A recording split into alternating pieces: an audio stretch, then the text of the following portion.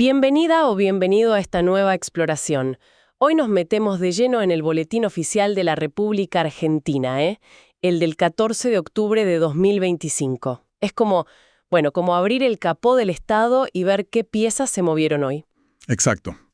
Una mirada necesaria. Tenemos un poco de todo. Decretos sobre rutas, resoluciones de grandes inversiones, algunos ajustes en ministerios, novedades en salud, el día a día laboral y hasta el nacimiento de nuevas empresas, ¿no? Tal cual. Nuestra misión es clara. Sacar las pepitas de oro, digamos, lo más relevante, lo interesante de toda esta información oficial. Precisamente. Vamos a analizar desde cómo van a funcionar los peajes o, mirá, quién invierte miles de millones en minería, hasta cómo se reorganizan algunas áreas del gobierno o qué avances importantes hay, por ejemplo, en el sector salud. Entiendo. El objetivo es entender el impacto real de estas normas, de estos avisos. Perfecto. Entonces, manos a la obra. Empecemos por algo que toca el bolsillo y la paciencia de muchos. Las rutas nacionales y sus peajes. Hay cambios en cómo se van a cobrar. Así es. Hay un decreto, el 733, modifica uno anterior, el 196, que apuntaba fuerte a la automatización total, con sistemas free flow, ¿viste? Sin barreras. Ajá. El 100% automático sin parar. Claro. Bueno, ahora el nuevo objetivo es un poquito más flexible. Dice que para fines de 2026, todas las rutas concesionadas tienen que tener algún sistema automático. ¿Algún sistema? Okay. Sí, ya sea las vías automáticas con barreras, las que ya conocemos más, digamos, o directamente el free flow. Da esas dos opciones. Entiendo. O sea, la meta de sacar el efectivo sigue firme, pero se da más margen para implementar distintos tipos de tecnología automática y quizás se patea un poco para adelante la idea del free flow universal. ¿Puede ser? Podría ser, sí. El decreto menciona la necesidad de considerar las particularidades técnicas, las operativas y, las contractuales de cada tramo. No es lo mismo, dice. Claro, cada ruta es un mundo. Exacto. La Dirección Nacional de Vialidad necesita, como, flexibilidad para adecuar la implementación. Se insiste mucho, eso sí, en promover el telepase como la herramienta clave. Ajá. Y también en asegurar que el sistema sea sostenible para las empresas concesionarias, claro. Lógico. Incluso Vialidad, fíjate, podría ajustar plazos si alguna ruta lo requiere específicamente por sus características. Tiene sentido buscar un equilibrio entre modernizar rápido y lo que es realmente factible en cada caso. Y siguiendo con el transporte, pero ahora mirando los autos, hay una resolución conjunta de seguridad vial e industria y comercio. Correcto. Esta resolución, la número 3, responde a un pedido de las automotrices, de ADEFA concretamente. Les concede una excepción temporal a los vehículos de categoría M1 y N1. Autos y camionetas livianas. Esos mismos. Los que son fabricados en Estados Unidos bajo sus normas, las FMVSS. ¿Y la excepción sobre qué es exactamente? ¿Menos seguridad o...? No es menos seguridad en general. Es sobre un requisito muy específico, el ensayo de protección de peatones en caso de atropello. Una prueba particular. Ah, bien. Esa prueba ya es obligatoria acá en Argentina desde principios de 2025, según un acuerdo previo. Pero, ¿qué pasa? En Estados Unidos, bajo sus normas FMVSS, todavía no es obligatoria. Mira vos. Entonces, la resolución dice que, para estos vehículos importados de EU, la exigencia de esa prueba específica va a empezar a regir recién un año después de que sea obligatoria allá, en su país de origen. Ah, o sea que se acompasa la norma local a la del país de origen para no frenar importaciones. Y mencionan que EU está en proceso de reformar su legislación sobre eso. Exacto. Es un buen ejemplo de cómo las regulaciones locales chocan a veces con las cadenas globales de suministro y, los estándares internacionales. Tal cual. Es un desafío constante para los reguladores encontrar ese punto de equilibrio entre la seguridad local, que es fundamental, y la realidad del comercio internacional. Dejemos las rutas y los autos por un momento y pasemos a un tema de gran escala económica, las inversiones. Hay una resolución importante del Ministerio de Economía, la 1553, aprueba la entrada de una empresa al RIGI. ¿Podemos recordar qué es el RIGI y de qué se trata este caso puntual? Claro que sí. El RIGI es el régimen de incentivo para grandes inversiones. Es una ley, la 27742, relativamente nueva, que busca atraer proyectos de una magnitud importante. ¿Cómo? Ofreciendo estabilidad fiscal, aduanera y cambiaria por un periodo largo. Bien, certidumbre. Exacto. Y esta resolución que mencionás aprueba la solicitud de Andes Corporación Minera S.A., ACMSA, para su proyecto Los Azules en San Juan. Entra bajo este régimen. Los azules, suena a minería, como decías. ¿Qué magnitud tiene esto? Hablamos de... Sí, es un proyecto de cobre. Y la inversión declarada es impresionante. Unos 2.670 millones de dólares. ¡Wow! De ese monto total, la mayor parte, unos 2.350 millones, califican como inversión computable para el RIGI. Supera holgadamente el mínimo que exige el régimen, ¿eh? Claramente. Y un dato interesante que remarca la resolución. Se comprometieron a desarrollar proveedores locales por encima del mínimo legal. Dijeron un 61.1% cuando la exigencia es del 20%. Ah, eso es importante. Sí. Tienen plazo hasta fines de 2027 para realizar la inversión mínima que les permita acceder a los beneficios del régimen. La fecha oficial de adhesión fue ahora, el 25 de septiembre. Más de 2.600 millones de dólares. La verdad es una cifra que impacta. Esto muestra el RIGI en acción, ¿no? Buscando atraer capital intensivo. Exactamente. La resolución también menciona que la empresa eligió un panel especial, el panel RIGI, para resolver disputas y que le aprueban importar bienes sin impuestos, con franquicia. Efectivamente. Y agrega que el Banco Central no puso reparos cambiarios, lo cual es clave, y que la Secretaría de Minería va a fiscalizar que cumplan lo prometido. Es un caso testigo, como decís, de cómo funciona este régimen de incentivos. Bueno, y hablando de financiamiento, pero cambiando de sector, el Gobierno Nacional aprobó un contrato de garantía con el Banco Interamericano de Desarrollo, el BID. Sí, es el decreto 742. Aprueba la garantía para un préstamo del BID, el 5943 OCAR. Son hasta 85 millones de dólares. Pero ojo, no es para el Gobierno Nacional directamente, sino para el Gobierno de la Ciudad Autónoma de Buenos Aires. Ah, para Cava. ¿Y Argentina qué rol juega? Argentina actúa como garante del préstamo. El destino de la plata es financiar el proyecto Agenda Digital del Sistema de Salud porteño. O sea, fondos para modernizar la salud en Cava con tecnología. Es interesante ver cómo los organismos internacionales apoyan proyectos específicos de digitalización en el sector público. Exacto. La idea es mejorar el acceso y la calidad de los servicios de salud porteños usando herramientas digitales y también fortaleciendo la red de diagnóstico. Modernizar la gestión, básicamente. Bien, y del financiamiento internacional nos vamos al campo. Hay una resolución de la ARCA, la nueva Agencia de Recaudación Aduanera. La Agencia de Recaudación y Control Aduanera. Sí. Esa misma. Modifica el SISA. ¿Recordamos qué es el SISA? Sí, el SISA es el Sistema de Información Simplificado Agrícola. Es clave porque califica a los productores agropecuarios según su riesgo fiscal. Y eso, afecta a retenciones, acceso a beneficios, etc. El famoso scoring del campo. Ese mismo. Bueno, esta resolución, la 5771, flexibiliza algunos de esos parámetros de calificación. Toca un poco el scoring y también ajusta las fechas límites para informar ciertas cosas, como las existencias de granos o la superficie sembrada, lo que se llama Información Productiva 1 o IP1. ¿Y por qué estos cambios justo ahora? ¿Qué dice la resolución? La resolución lo vincula a dos factores principales. Por un lado, mejoras tecnológicas en el sector, y por otro, el cambio climático. Ah, mira. Argumenta que ambos han alterado los ciclos productivos tradicionales, entonces se hace necesario adaptar los plazos de siembra, de cosecha y por lo tanto los plazos para informar. Tiene lógica. Por ejemplo, cambia el plazo para informar esa IP1, existencias al 31 de agosto, y superficie de ciertos cultivos, al periodo que va del 1 de septiembre al 31 de octubre. También se tocan algunos criterios del scoring, como los umbrales para considerar incumplimientos en liquidar divisas de exportaciones o la calificación CIPER necesaria para estar en ciertos estados de riesgo. Parece un intento de ajustar la burocracia a los cambios reales que enfrenta el agro hoy en día. Exacto. Busca adaptar la regulación a la realidad productiva actual, que es más dinámica, y está afectada por estos factores globales. Bueno, cambiemos de tercio y miremos un poco la estructura interna del Estado.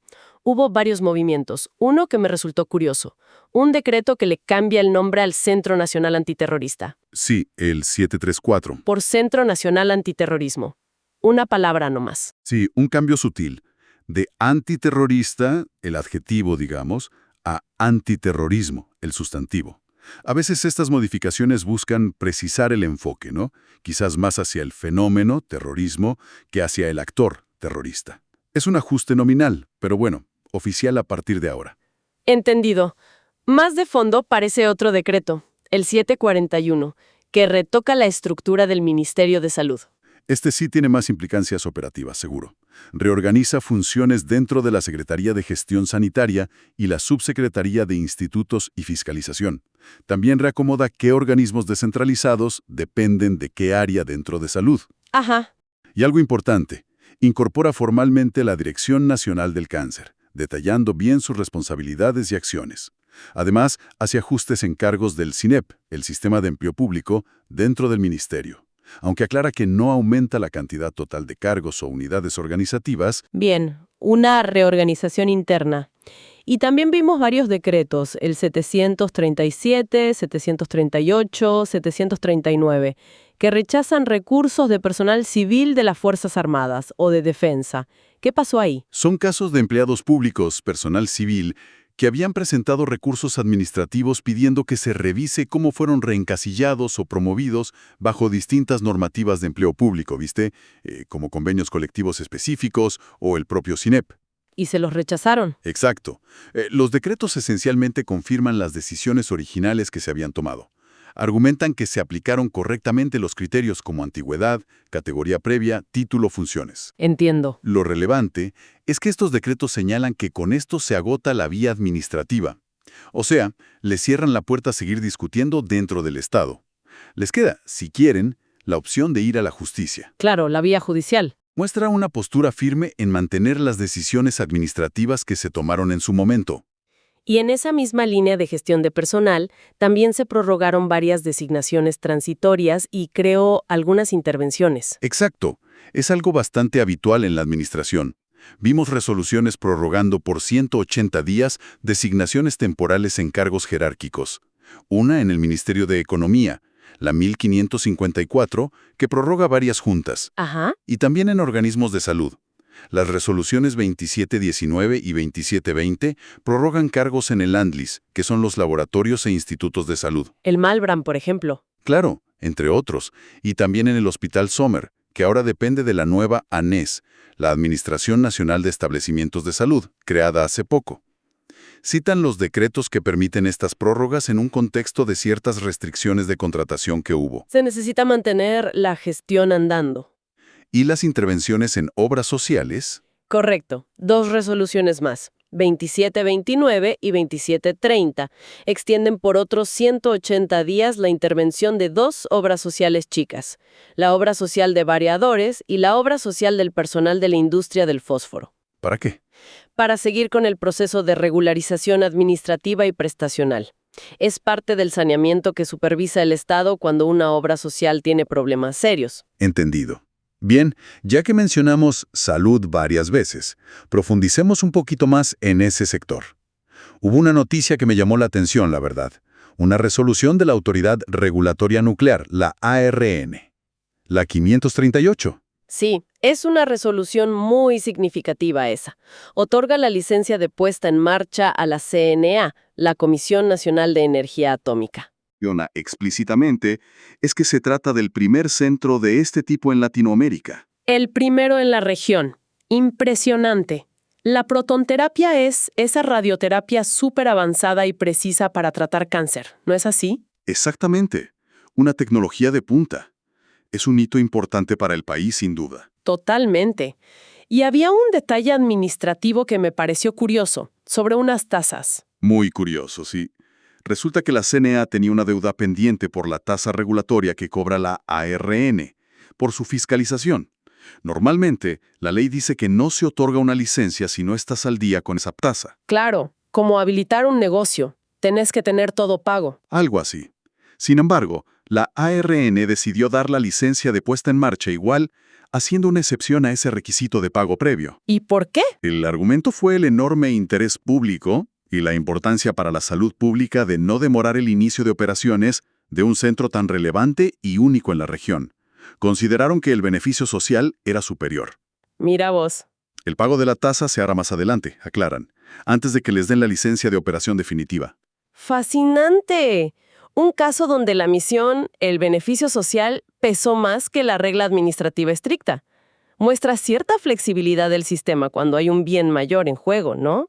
Definitivamente, una decisión pragmática se podría decir. Y para cerrar el capítulo de salud, pero más del lado administrativo, dentro del Ministerio de Capital Humano, hubo una resolución sobre una promoción de persona. Sí, la 1040 aprueba la promoción de un agente, Mario Alberto González, dentro de la Secretaría Nacional de Niñez, Adolescencia y Familia. Es la aplicación concreta del régimen de valoración por evaluación y mérito del CINEP. El sistema de carrera administrativa. Exacto. Un ejemplo de cómo funciona ese mecanismo para el avance del personal público que ya mencionamos antes, al hablar de la estructura de salud y de los recursos rechazados en defensa. Perfecto. Bueno, pasemos ahora al mundo del trabajo y las empresas. Vimos un paquete de resoluciones de la Comisión Nacional de Trabajo Agrario, la CNTA. Varias, de la 235 a la 242. Efectivamente. Son resoluciones que fijan nuevas remuneraciones mínimas para distintas tareas rurales muy específicas. Cada una se enfoca en una actividad y una zona. Por ejemplo, Encontramos ajustes para la cosecha de zanahorias y también de frutillas en la provincia de Santa Fe, o para la esquila de ovejas en la provincia de Buenos Aires y La Pampa. Tareas muy puntuales. entiendo. ¿Y qué establecen concretamente? ¿Nuevos sueldos? Definen los salarios mínimos para esas tareas específicas. Generalmente lo hacen con una escala, ¿viste? Que va aumentando mes a mes. Septiembre, octubre, noviembre, diciembre de 2025. Algunas incluso se proyectan hasta enero o agosto de 2026. Ah, con proyección. ¿Sí? Incluyen detalles como la bonificación por antigüedad, que la marca la Ley de Trabajo Agrario, la 26.727. Y, muy importante, casi todas tienen una cláusula que dice que las partes se volverán a reunir en diciembre para revisar si la situación económica obliga a ajustar de nuevo esos valores. La famosa cláusula de revisión. Exacto. Algunas también establecen la cuota de solidaridad del 2% para el sindicato UATRE. Es el reflejo directo de las negociaciones paritarias sectoriales del campo en el boletín oficial. La dinámica salarial del campo plasmada ahí. Y también relacionado con salarios, pero desde otro ángulo, hubo muchas disposiciones sobre topes indemnizatorios. Sí, esas vienen del Ministerio de Capital Humano. Son las disposiciones 1862 a 1897. Lo que hacen es tomar acuerdos salariales que ya se firmaron y homologaron en diversos convenios colectivos de trabajo. De distintos gremios. Claro. Y a partir de esos acuerdos calculan el importe promedio de remuneraciones. Ese promedio es la base que se usa para fijar el tope a las indemnizaciones por despido, que establece el artículo 245 de la Ley de Contrato de Trabajo. O sea, actualizan ese límite máximo de la indemnización. Exactamente. Vimos topes actualizados para sectores muy variados. La industria del vestido, la industria del caucho, luz y fuerza, empleados de mutualidades, trabajadores del espectáculo público, muchos otros. Básicamente, actualizan esos límites indemnizatorios a partir de las últimas paritarias que cerró cada sector. Entendido. Y si miramos la actividad puramente empresarial, la segunda sección del boletín siempre trae movimiento, ¿no? ¿Qué destacó hoy? Hubo bastante actividad, sí. Vimos la creación de nuevas sociedades de distintos tipos. Sociedades anónimas, por ejemplo. Una dedicada a fabricar alambres, Serla S.A., otra a la construcción, Coredu S.A., una financiera que opera con fondos propios, Grupo Sur Finanzas S.A., una inmobiliaria, Unique Real Estate S.A., y hasta una enfocada en inversiones y crowdfunding, Kickoff Ventures S.A. Variadito. Sí. También sociedades por acciones simplificadas, las SAS, una de gerenciamiento de salud EcoSalud SAS y otra Gavito Nails SAS, con un objeto social amplísimo que va desde el agro hasta tecnología y salud, de todo. Una SAS multirrubro. Tal cual, y las clásicas SRLs, una de comercialización variada, Brui SRL y una farmacéutica, Mikey Pharma Group SRL. Un abanico de nuevos emprendimientos, como decías. Sí, se ve movimiento. Y en empresas que ya existen, hubo cambios. También, y algunos muy notorios. Hubo aumentos de capital social muy significativos. Por ejemplo, Alex Vian SACI FIA multiplicó su capital social por casi 40 veces, superando los 1.900 millones de pesos. Impresionante. O Westwind Aviation SA, que aumentó su capital a 600 millones. Y vimos el proceso inverso también. Reducciones de capital, como el caso de Inversora Gepal S.A. Ajá. Y quizás lo más complejo que vimos hoy fue la escisión de Inversora Juramento S.A., una empresa agropecuaria grande que se dividió. ¿Cómo es eso? Creó 6 nuevas sociedades anónimas unipersonales, SAU, con nombres como La Loma SAU, San Santiago SAU, LP Agropecuaria SAU, etc. A cada una de estas nuevas sociedades les transfirió parte de sus activos. Hablamos de miles de millones de pesos en activos a cada una. Y, lógicamente, redujo su propio capital social. Es una reestructuración societaria a gran escala. Impresionante esa división. Muestra la complejidad que pueden tener los grupos económicos, ¿no? Totalmente. Y bueno, también vimos cosas más habituales. Cambios de objeto social, como una importadora FC SRL, que detalló una lista larguísima de rubros a los que se puede dedicar. Cesiones de cuotas en varias SRL, cambios de gerentes y hasta un cambio de nombre de una corporación extranjera. IGT Foreign Holdings ahora es Bright Star Lottery Foreign Holdings Corporation. Mucha vida societaria. Sin duda, el boletín refleja esa constante dinámica del mundo empresarial, desde el nacimiento de una pyme hasta la reorganización de grandes compañías. Bueno, para ir cerrando este panorama del día, quedan algunos puntos sueltos, quizás más administrativos o judiciales que vimos por ahí. Sí, algunos breves. Por ejemplo, se oficializó mediante el decreto 743 la designación de Gustavo Rodolfo Slaubinen como embajador en Eslovenia, pero curiosamente manteniendo su puesto actual como embajador en Austria. Una doble representación diplomática. Interesante. Sí, una designación concurrente se llama. Y algo muy específico. El Consejo Profesional de Ingeniería Naval modificó su reglamento interno. La Resolución 42025. Un detalle de la vida interna de las asociaciones profesionales, sí. Incluyeron la figura del presidente saliente en la mesa directiva por un año. Va a tener voz, pero no voto. Pequeños ajustes de gobernanza interna de un colegio profesional. Bien. También vimos resoluciones de aduana aprobando subastas de mercadería en Oberá, por ejemplo. Y disposiciones de la ARCA ajustando quién reemplaza a quién en las direcciones regionales como Neuquén, Paraná, Santa Fe. Claro, eso es reflejo de su reciente creación y reorganización. Son los ajustes operativos internos que siguen a una reestructuración administrativa grande como fue la creación de la ARCA. Entendido. Y no podemos olvidar los avisos judiciales y edictos que siempre están presentes en el boletín. Fundamentales, aunque a veces pasen desapercibidos para el público general. Hoy aparecieron avisos de concursos preventivos, como el de la obra social de FD Cámaras, quiebras, como la de Frager Krupp S.A., notificaciones del ENACOM por multas o por licencias de radio que caducan, y citaciones del Banco Central a personas o empresas. Son la parte del boletín crucial para acreedores, deudores y todos los que están involucrados directamente en esos procesos legales o regulatorios. Muestran que el sistema judicial y de control sigue su curso diario. Muy bien, hemos recorrido bastante terreno, la verdad. Si tuvieras que resumir la foto que nos deja el boletín oficial del 14 de octubre, ¿cuáles serían los titulares principales? A ver, diría que es una foto de dinamismo y ajuste en varios frentes. Vemos al gobierno moviendo fichas importantes en infraestructura, como los peajes, y buscando activamente atraer grandes inversiones con el caso del RIGI como ejemplo claro. Sí. Al mismo tiempo, hay una tarea constante de reorganización interna del Estado. Lo vimos en salud, en la ARCA y también en la gestión de personal con las prórrogas, las apelaciones rechazadas. La maquinaria administrativa. Exacto. El sector salud, por su parte, muestra avances tecnológicos notables, como lo de la protonterapia, que es un hito, pero también enfrenta desafíos de gestión, como lo muestra el préstamo del BID para digitalizar o las intervenciones en obras sociales. Bien. El mundo laboral sigue su ritmo de negociación salarial sectorial, como vimos en el agro. Y el sector privado está, en ebullición. Nuevas empresas naciendo y otras reestructurándose profundamente, como esa decisión millonaria que comentamos. Es una buena síntesis. Se ve la maquinaria estatal funcionando a distintos niveles, ¿no? Desde lo macro, como atraer inversiones gigantes, hasta lo micro, como ajustar un reglamento interno de un colegio profesional o fijar el salario de un cosechero de zanahorias. Exactamente. Es un recordatorio de que detrás de las grandes noticias, de los titulares, hay una enorme trama de decisiones normativas y administrativas que, que dan forma al día a día económico y social del país.